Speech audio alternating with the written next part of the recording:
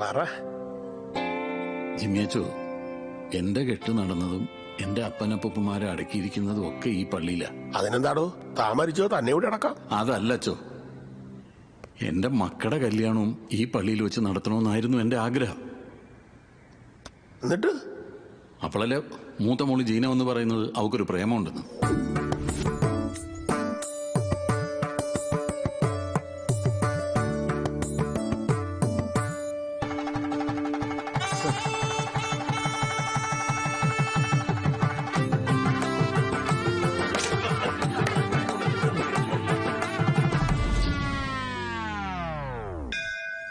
എന്നിട്ട് താൻ ആ പപ്പടവും പൊട്ടിച്ച് പായസവും കുടിച്ച് മണാന്നടിച്ചിട്ട് താനിങ്ങി പോന്ന്.